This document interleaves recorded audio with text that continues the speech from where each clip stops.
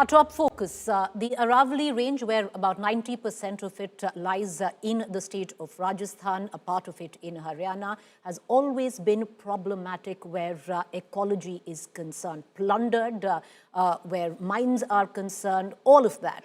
It's had environmentalists speaking about Save the Aravalli, the cause of Aravalli, for decades now. But what's made this cause worse is one court order, which has redefined what Aravalis really mean, and that is deeply problematic, viewers. Why? Take a look.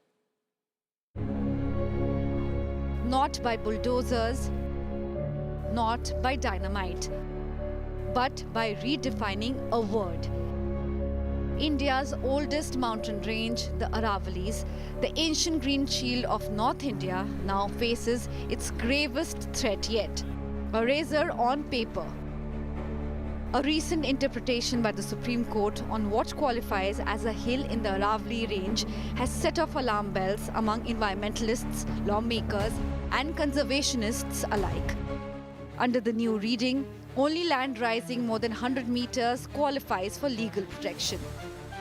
An internal Forest Survey of India assessment paints a devastating picture. Out of 12,081 mapped hills, only 1,048, a mere 8.7%, meet this threshold. This means only 90% of Aravalis could now lose statutory protection. Rajasthan MLA Ravindra Singh Bhati has written to Prime Minister Narendra Modi, warning that a technical redefinition could unleash irreversible environmental destruction across the region. Aravalli हमारे जीवन का एक हिस्सा है। अगर ये खत्म होती है तो टूरिज्म तो खत्म होगा ही होगा, पर्यावरणीय संतुलन तो बिगड़ेगा ही, पर तमाम जो विरासत जो है वो भी पूरे तरीके से खत्म हो जाएगी। तो इसको बचाने के लिए हम सब मजबूती के साथ सड़क से लेकर सदन तक लड़ने के लिए आगे आए हैं। Former Rajasthan Chief Minister Ashok Gehlot has thrown his weight behind the Save Aravalli campaign, cautioning that redrawing definitions risks dismantling decades of hard-won environmental safeguards. Across platforms, #SaveAravalli campaign is trending, with citizens, environmentalists and celebrities warning that the very survival of the range is at stake. The Aravalli Hills play a critical role in Delhi's air quality by blocking fine pollutants like PM 2.5, arresting sand-laden winds and serving as vital wildlife corridors. This natural defense is essential in a region already gasping for breath. All eyes are now on Rajasthan and the centre. The question is no longer theoretical. Will they protect India's ancient green shield, or will the Aravalis vanish, not from the land, but from the law? Bureau Report, India Today. Joining me right now is Ravindra Bhati. He represents the Shio constituency in Rajasthan. He's a young leader. He's decided to take up the cause of Aravalli. बहुत स्वागत है आपका रविंदर जी, जो आप हमसे जुड़े India today पे। Thank you. बहुत लोग कहेंगे बहुत शुक्रिया जो आप आवाज़ उठा रहे हैं अरावली रेंज के लिए। आपने एक वीडियो जारी किया, आगे इस फाइट को कैसे लेके जाएंगे, क्योंकि 80% अगर हम अरावली रेंज देख लें वो राजस्थान में ही आता है। बिल्कुल, आपकी बात एकदम सही है। अरावली का 80% से भी ज्यादा हिस्सा जो है वो राजस्थान से, लगभग जो अरावली की टोटल लंबाई जो है 692 किलोमीटर जो है, उसमें लगभग 550 किलोमीटर से भी ज्यादा का जो भूभाग है वो राजस्थान से होकर निकल रहा है।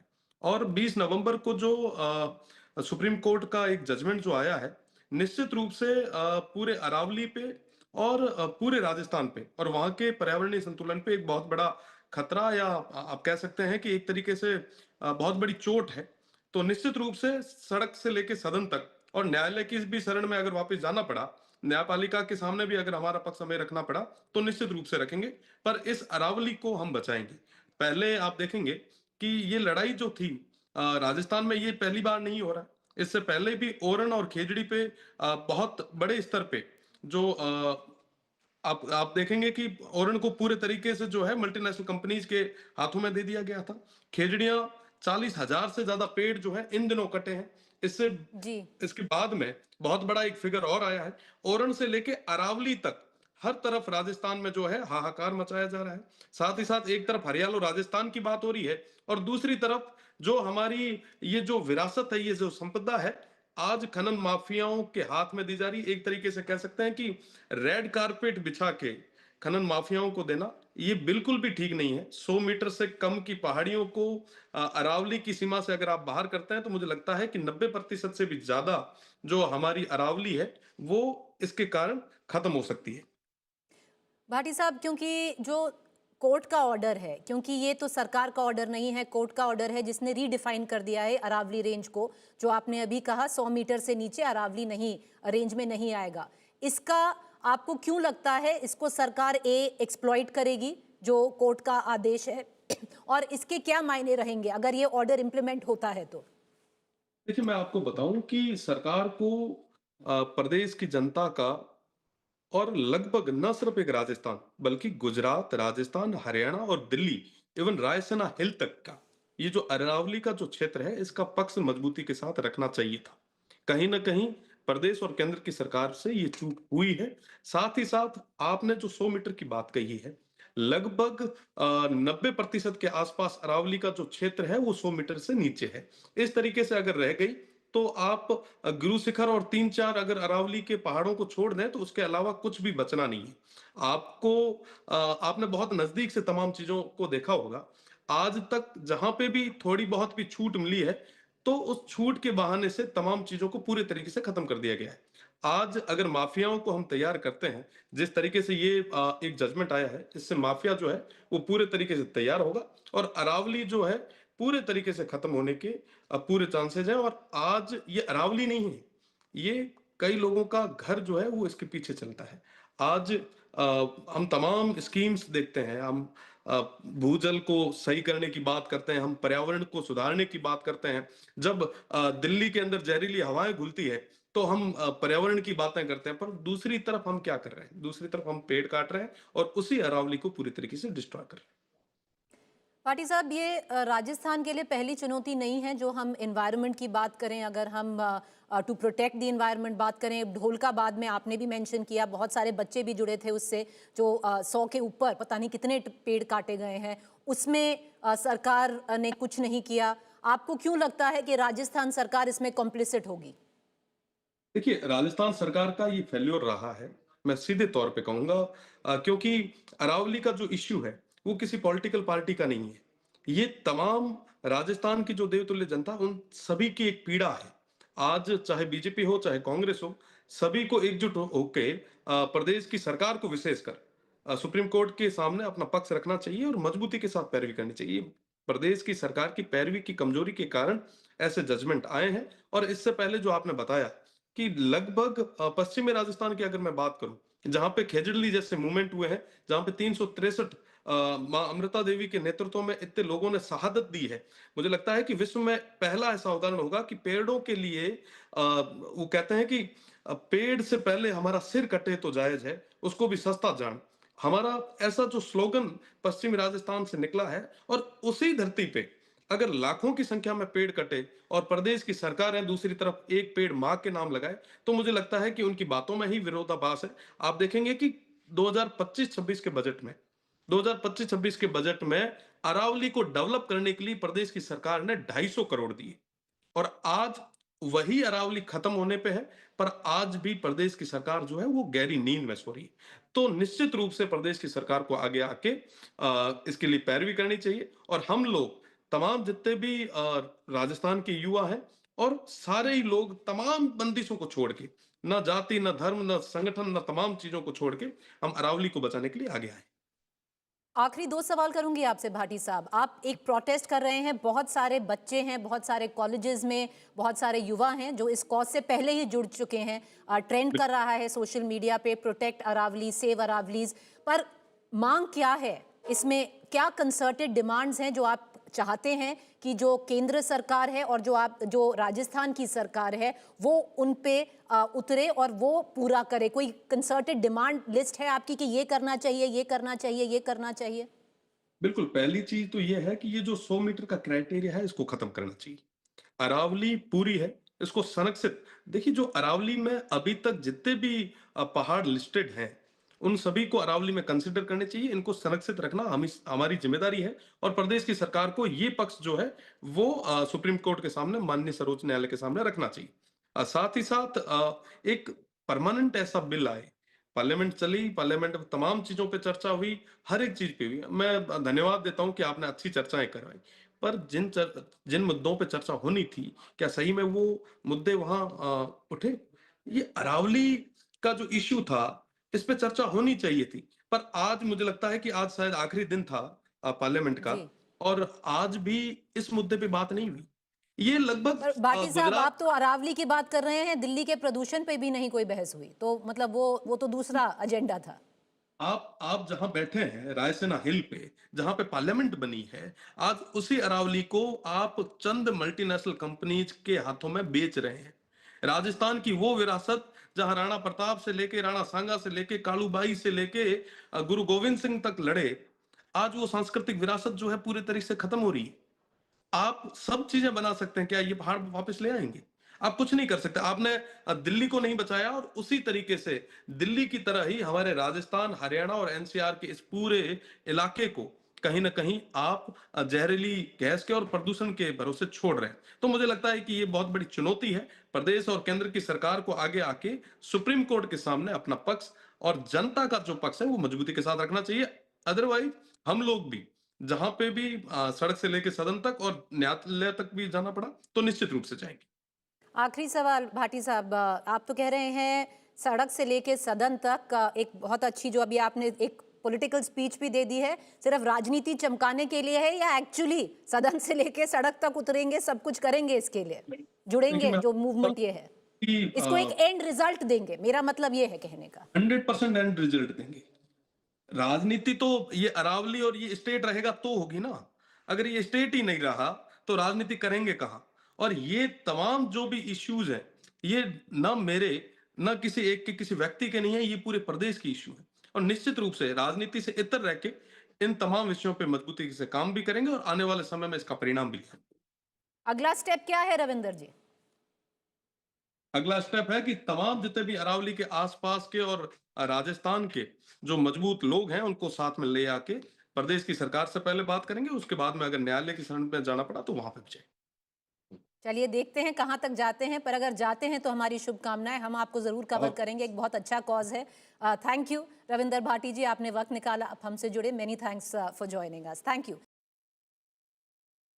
All right, let's cut across right now to Chandramouli Basu, filmmaker and founding member, Aravali Bachao, Nisha Markant. She's a student at the Sri Ram School and is very vocal and feels deeply about where we stand today vis-a-vis the Aravalis. Asmita Chauhan, she's also a student from Bluebells Model School, and Vaishali Rana, environmentalist, trustee, Aravali Bachao Citizens Movement. I want to begin with Mr. Basu. Mr. Basu, you've been standing by the cause of the Aravalis now for decades. I want to ask you, the latest order that has come in on the 20th of November, is this the final death knell where the Aravalli range is concerned?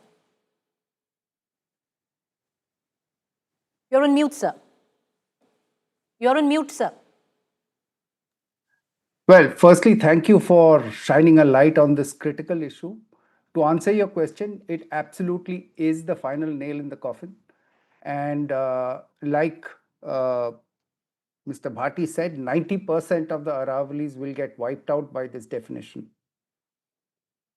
The Aravalis have been threatened for decades. There have been multiple attempts at trying to encroach upon the Aravalis, and what is a critical hotspot, biodiversity hotspot, is going to be destroyed by human greed. The fact of the matter is, even the Haryana government tried to dilute the protections that were already there in place since the 1900s for the Aravalis by trying to dilute the PLPA, the act that since 1900 tried to protect the Aravalis. And we've been trying to fight back against this kind of encroachment and this kind of human greed that's threatening it. There are vested interests involved from mining parties. There are vested interests in Haryana, specifically from realty and from people who have Benami interests in the Aravalis. And I'm wondering whether these are the kind of interests that are really being represented by this kind of an order. By trying, I think this order has come in a manner that has hidden some valuable information, some critical details about the kind of classifications that have been in place, that have been proposed by the Forest Survey of India earlier, and in that manner, information kept from the Supreme Court, which has led to this kind of a situation and this kind of an order. Vaishali, would you want to come in and, not that we need to know, but why the Aravalis matter for especially North India's climate, our water, and something that has suddenly caught on to at least the imagination of the NCR region, and it should have come in a long time back, which is pollution? So, like when we talk about the AQI, which is in the Delhi NCR, what we are facing, every single resident of Delhi NCR area, with the definition of 100 meters of Aravalis, the height definition that has been given. So when we are already today, it was hazardous in the morning. The AQI was hazardous today, and 2 days back also it was in the hazardous category. So when we are already battling this kind of AQI, and when we and the like the FSI report says that about only 8.7% of hills will qualify as Aravalis if we go by the definition of 100 meters. Then we can understand. I mean, we can very well imagine what is going to happen to the AQI and the air of this of the whole Delhi NCR, not just whole Delhi NCR region. It will be Haryana, it will be Punjab, it will be the upper plains, Gangetic plains. All of this is going to get affected because Aravalis is the only barrier which is stopping the desertification of this area. And this is the grain bowl of India, like Punjab, Haryana. These are all agricultural states and upper Gangetic plains. इस तरफ अगर desert ने आना शुरू कर दिया तो agriculture goes down the drain. It will be zilch, and we can forget the agriculture that is happening here. Not just that, the soil degradation of this area. AQI, what we are talking about, I mean, people, there will be a mass exodus. People won't be able to live here. I mean, with this kind of with this definition coming into effect and the AQI. So it's not just the AQI, it's livelihood, it's the water. Yes. Everything is dependent in the northern, so, the climate is... Recharging, yeah. Go ahead, ma'am. Aravallis is the area where groundwater recharging happens for all Delhi NCR area. So, as per few reports, it says that 1 hectare of Aravallis recharges about 2 million liters of water per year, per hectare per year. So this is the kind of recharging that is happening because of Aravalis. And Gurgaon, in any case, was declared a overexploited zone in terms of groundwater by Central Groundwater Authority of India in 2013. So I'm talking about almost like 12, 13 years back, Gurgaon was declared an overexploited zone. Similarly, Delhi is suffering in terms of groundwater, where extraction is almost 200 times more, or like as is reported in Central Groundwater Authority, is reported by these authorities. And when this kind of recharging wouldn't happen, so you can very well, half of Gurgaon today is dependent on borewell. Gurgaon does not get pipeline connection in many sectors. Almost 50% Gurgaon sectors are dependent on borewell. Farmhouses, individual standalone houses are dependent on borewells.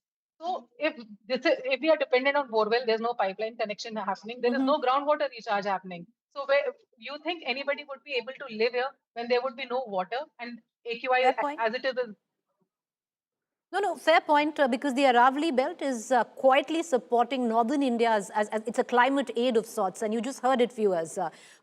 Be it guiding the monsoons where the climate of northern India is concerned, it aids in that, preventing dust storms. You just heard the environmentalists say it is recharging groundwater. All of that comes in where the Aravalis come into question. I want to go to the kids, but Mr. Basu, I want to bring you back into this conversation before we go to the two kids who are joining us this evening. Why do you think this order will ultimately lead to governments exploiting the Aravalis? Well, the past, if the past is anything to go by, firstly, let's look at this entire report of the high-powered committee that has been the basis of this judgment. And on the face of it, it seems that this is more a report to promote the interests of mining rather than trying to protect the Aravalis. Firstly, I heard somebody who is a forest officer to ask, why is this definition even required? Are the Himalayas defined in any such technical manner in this detail? It's only this definition on the face of it seems to be only to promote the use of the Aravalis in manners that will really be harmful for the environment. So the past is, and if the past is anything to go by, the way that Haryana has also requested that mining be reopened in the Aravalis, these are all indicators that this is not going to help the Aravalis in any manner. All right.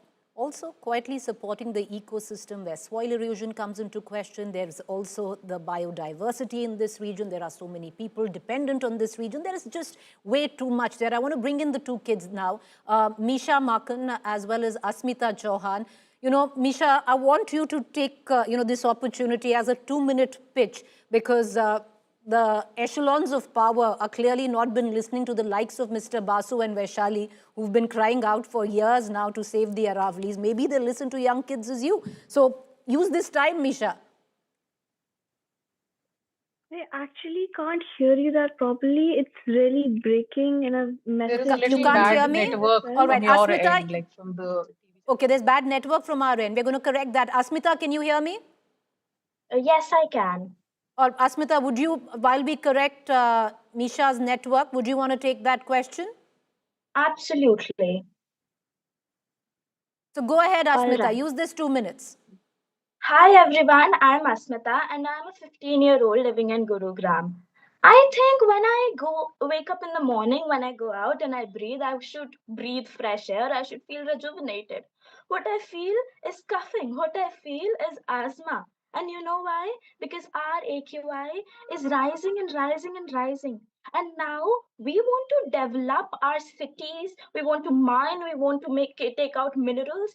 At the cost of what? At the cost of our heritage, at the cost of billions and billions year old mountains, at the cost of our the biodiversity, at the cost of what is saving us from this high AQI. So if you one day decide to remove protection from these mountains that are the very foundation of our lives, that are the very foundations of the lives of people of Delhi NCR, I would just like to say that there are not just me, but several 15-year-olds around the world who are screaming that I want to go outside, I want to play in fresh air, I want to breathe properly, I want fresh water, I do not want to be deprived of resources because you want more minerals. That's a very good pitch. That is a very, very good pitch, Asmita. Misha, can you hear us now? Are we better? It's a bit better. You wanna have a go at it? Can you repeat your question again, please? Would you want to take this time? What's your pitch? What is it that you have to say? Why do you feel so passionately about the Aravalis? Well, Aravalis is, a crucial economical barrier for the northwestern part of India, and as it helps controlling the winds, and it's a source for groundwater. It's a habitat for so many species of leopards and jackals. So without Aravali and the trees that are there in the forest, it'll be definitely hard for us to breathe. We'll be low on the water resources. And to be honest, due to the development, I'm going to say the so-called development that is, happening, the mining, the everything, that's why they're, promoting more sort of deforestation. So in that case, it is not going to help us because in the future, the AQI levels are going to rise, and the air is already so polluted. So the Aravallis is really important for the northwestern part of India. Well, you're bang on there, and thank you both of you for putting yourselves out there and saying for what it is, and possibly hoping this time the governments will hear. But I'll bring in Vaishali. Vaishali, there are multiple PILs right now where the Aravalis are concerned, with lots of environmentalists like you. But do you see anything coming of that? Because this fight, Mr. Basu's been fighting forever. Nothing really comes out of it. What do you expect now? So we are ready with our PI. Like we should be filing it like within a week or so. Requesting the Supreme Court to reverse this, pointing out the lacunas, because I was going through the order of 20th November, and even if a layman reads the order, there are certain facts which make you think, why, like for example, the FSI's report, which very categorically says, I've just jotted down some points from the order, where it says, FSI says that Aravalli Hills they have been defined as, here they're not even talking about the height. Their definition of Aravalli Hill has been given as the hill, as well as the uniform 100-meter wide buffer zones surrounding a hill or a hillock. So this is what this FSI said on point 5, in the order at point 5, this is said. And then FSI again goes on further to define, saying that any hill slope which is more than 3 degrees, 3 degrees is very little, anything which is more than 3 degrees would be considered a hill or a hillock. Aravalis would be considered as Aravalis. But here that was not considered. And Supreme Court just went ahead with the report that was submitted by the committee that was constituted, which said that 100 meters ke upar ki pahadi hai, Aravalis hai. Anything below that, 99 meters, 90 meters, 80 meters is not Aravalli. So why was it that FSI report was not considered, which very categorically and in such details has gone ahead to describe that a slope more than 3 degrees will be considered Aravallis? And on what basis or on what science was it decided that FSI report would not be considered, and the report which was prepared by this committee? And I don't see any, what was the logic that they took this report and not that report? And were there any experts on board who recommended that? When this order was passed, and there's another thing where the amicus who pleaded saying that if they go by the report which is given by the committee, 90% of Aravallis would be gone. But yet, Supreme Court chose to go by this report and not by the FSI report. So that is what we're going to challenge in our PI. See, I Mr. think Basu, why do you basically- think one report, I know you want to come in, one report was ignored over the other? Yes, one report was, and FSI's report was ignored. Right. That's exactly the point. Why was that Right. done? And I think that was done fundamentally. There is one paragraph in the order, perhaps paragraph 13, if I'm not mistaken. That paragraph really puts the point of view of the ASG who was representing this committee and the Ministry of Environment and Forests, that that more area would be excluded if the earlier FSI report and the earlier definition that was spoken about by Vaishali just now of the 3% slope definition, if that was included, that more areas would be excluded from this protection of the Aravalis, which is patently a wrong fact. There is no logic to this, and there is no logic to why 100 meters and above qualifies as hills, and anything that doesn't really shouldn't be given equal protection. The role that is played by a hill which is over 100 meters and under 100 meters is exactly the same. So there is zero logic to this definition. Yes, yes. And there's one more thing to it. If you read the order, there's one more. Go ahead. Just missed the point. Hello. Yeah. Hello? Go ahead, Vaishali. Yeah, we can hear you. So I was saying, one is this: the why the FSI report was not considered, and there's another thing. So there's a committee called Centrally Empowered Committee, which is constituted under Supreme Court. That committee comes under Supreme Court, and they have described in details mining where it should be allowed and should not be allowed. And Supreme Court in their order, they say that as of now, they are not allowing they're not giving any fresh licenses for mining. The old licenses continue till the time a fresh report is not submitted, under which sustainable mining would be allowed.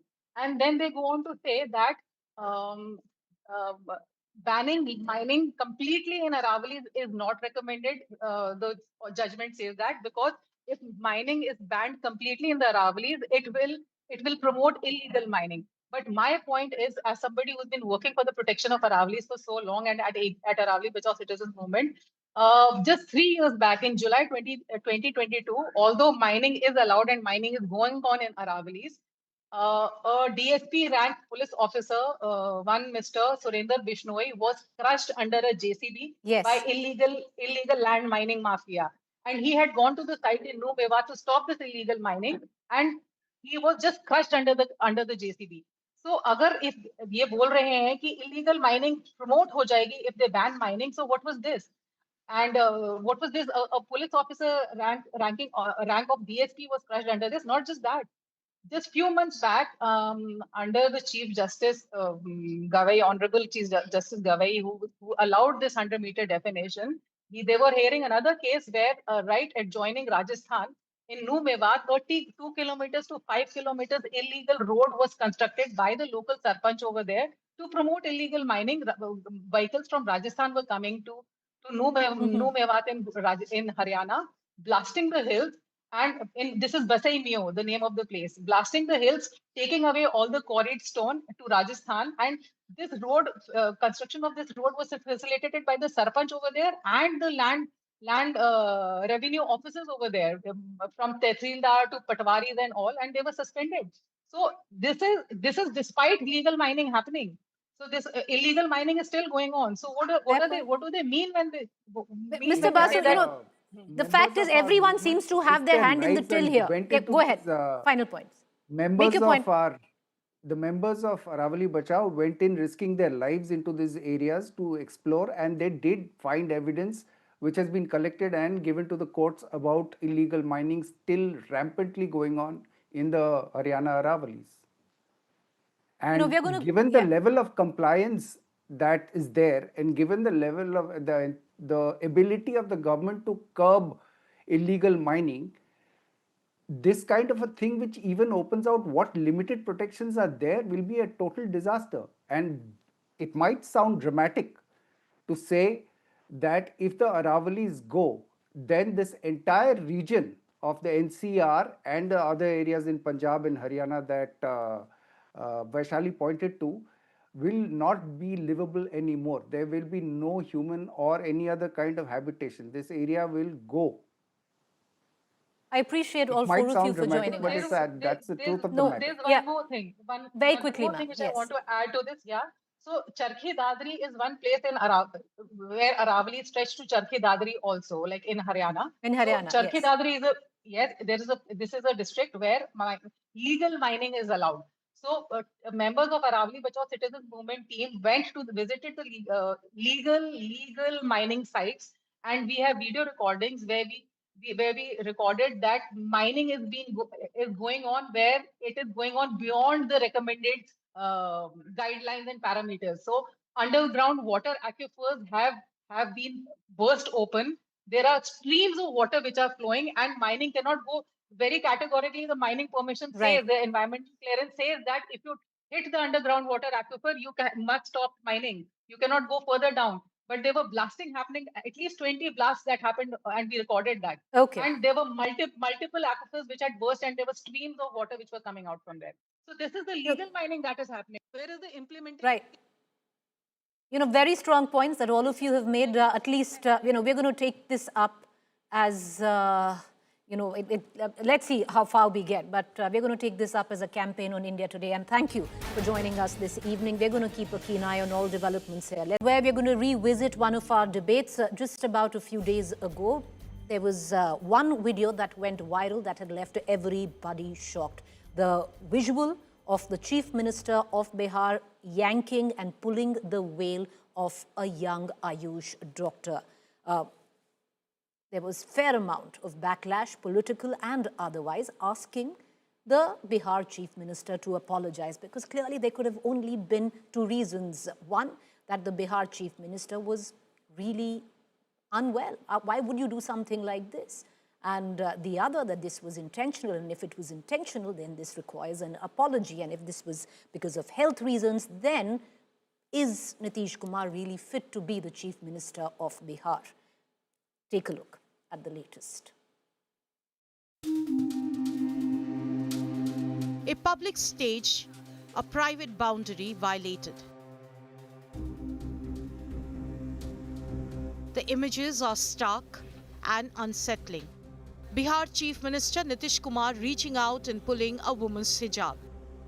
A moment that raises question on power, patriarchy, and the limits of authority.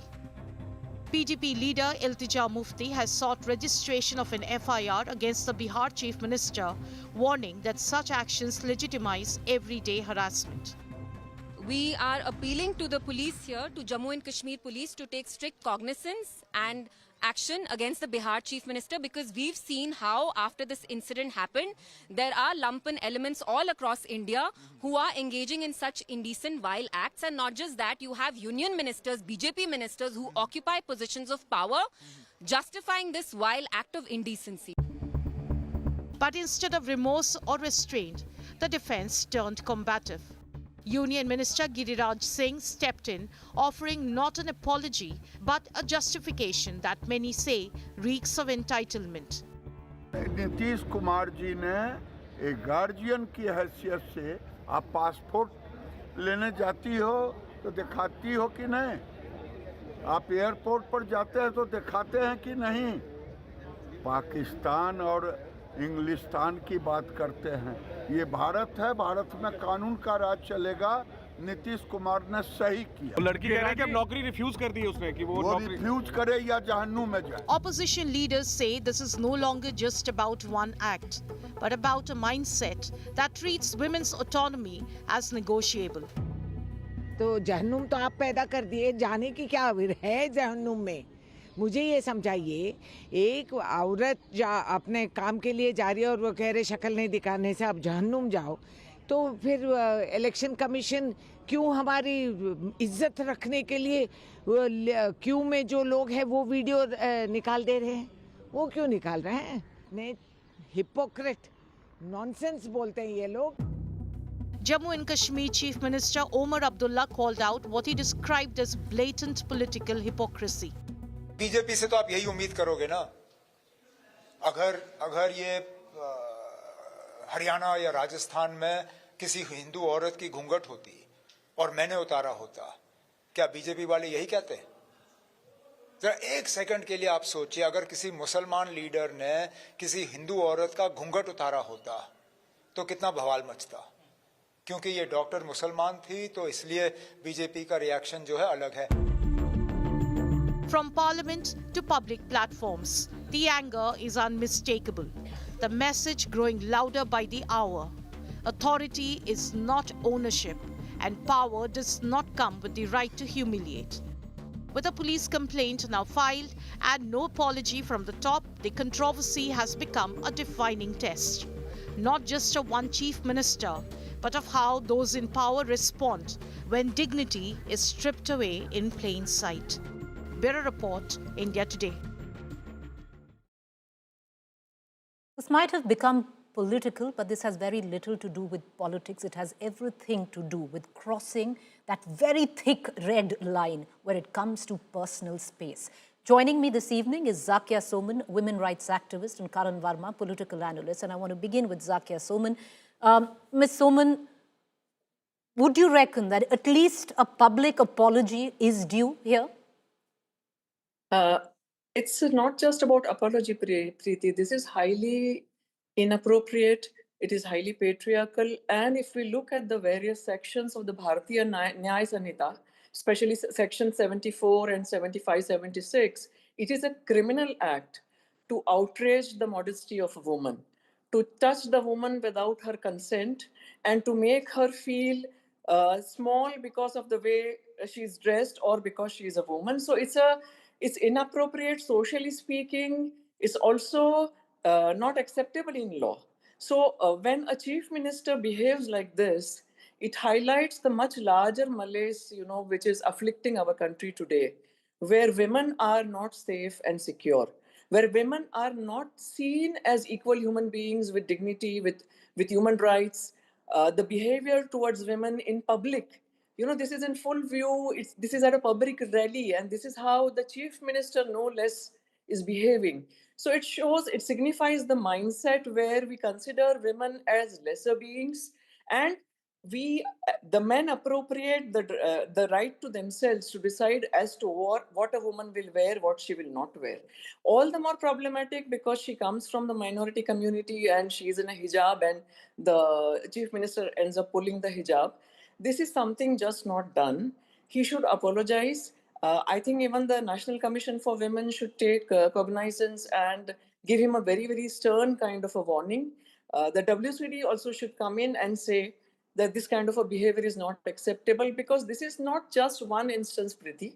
We have seen a host of such events and these kind of politicians roaming scot-free. We are seeing molesters and rapists getting feted and celebrated by political parties. We are seeing they going scot-free, enjoying full impunity, and convicted rapists are, given frequent paroles. Leave alone garlanding of rapists and murderers of Bilkis Banu.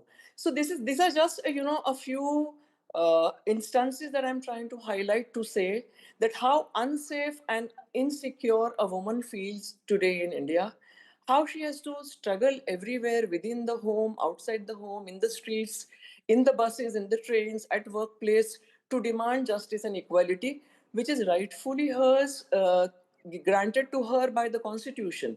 But the mindset of our politicians, and that too a chief minister no less, if he can behave like this, then what do you say to people in small towns at district level, and even in urban places where women are being harassed day in and day out? So it is a very, very serious issue, and it should not be trivialized, and it should not be looked at from the point of view of political party affiliations. It's a question of women's equality and justice for women, and her autonomy, and her autonomy as an adult woman. Even if her some explanations and justifications are being provided, as an adult woman, even her own father or her own uncle or her own family members cannot indulge in this kind of behavior towards her. So that is the kind of dignity and autonomy that women are demanding today. And coming from a chief minister at a public function is really, really unacceptable. I want to bring in Karan Varma here, because Karan Varma, the argument which is very often given is, see what you had Mr. Gehlot do, where he pulled the ghungat of a woman. Many shows were carried at the back of that. The point here is, why make it political? Why such deep arrogance that, leave alone any action, a basic apology is also not being given? Why is there so much arrogance that today the chief minister of a state who publicly yanked off a wail of a woman doesn't even feel that he owes her an apology on a public platform? Something as basic as that when you invade someone's personal space. So at the outset, Preeti, you're absolutely right. And I agree with ma'am that a woman's dignity is paramount. And what Mr. Nitish Kumar did should not have happened. Absolutely.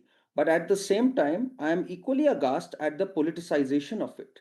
When people say that this is Islamophobic, this is a war against a particular community, or he's targeted one particular community, then we are diluting the issue. I am all for even an apology in this case, but let's not make it about that Muslim women are being oppressed here and that women are not safe in India. I think that will be a stretch. Today, in fact, a couple of days back, we had an incident in Shamli where a man has burnt his own wife and two daughters because they refused to wear the veil. We've had similar incidents. I wish we have the same outrage there, where precious lives are lost because of this fanatical patriarchal theory that you must wear the burqa, you must wear the veil. So we must have equal outrage on those things. In fact, more outrage on those things, because they are being burnt, they are being forced to do something. Yes, this is an honest mistake from Nitish Kumar. No two thoughts about that. And I don't see a religious color being given to it. Unlike Ashok Gehlot. Karan, for a moment, let's just even give, though it's appalling to think that it is a mistake because you've actually stepped into somebody else's personal space. Let's say it's a mistake. When you make a mistake, what do you do, Karan? What does Karan do when he makes a mistake? He goes out and he apologizes. He should apologize. That's what I'm saying, Preeti. Did I ever say that he shouldn't apologize? But I am equally appalled at the politicization of it and giving it a religious color that this is against Islam and this is against Islamic women. If anything, people should be extremely outraged and should have marches on streets. Why are certain women forced to wear the veil? They are burnt alive for wearing the veil. Where does our outrage go then? How do you draw that parallel here, Karan? This is a woman. I don't agree that one should wear a veil. But this is a woman who's embraced the veil of her own volition. She today is feeling aggrieved and embarrassed at the back of what has happened. How can you tell somebody who has embraced the veil or the ghungat of their own volition that they shouldn't do so? When did I ever say that? I at the outset said that what Mr. Nitish Kumar did was wrong, and yes, there should be an apology. But to make it about this is against Islam and women are in danger, that is where my problem is. Issuing fatwas against this. Now, Mehbooba Mufti's daughter, who's gone on to register an FIR for this, should register an FIR against her mother also, who in April 2004, by the way, forcefully lifted the veil of a Muslim woman inside a polling booth. So this selectivism, giving it a religious color, that's where my problem is. Because people have done this, this issue is getting diluted. Of course, Mr. Nitish Kumar should not have done that. So we should be outraged by the fact that women are subjected to far serious crimes, and at that time people keep quiet. Why that stony silence is my question here. No, I don't think there's any stony silence. I think we've run out of time, and that's all the time that we have for now. But I appreciate both of you for joining us and putting your views forward. I think one issue that we all agree on is, let's even give it you made a mistake. But what do you do when you make a mistake? You pulled a veil on a public platform. Don't have that kind of arrogance where you think that you shouldn't even come out and apologize to this young woman.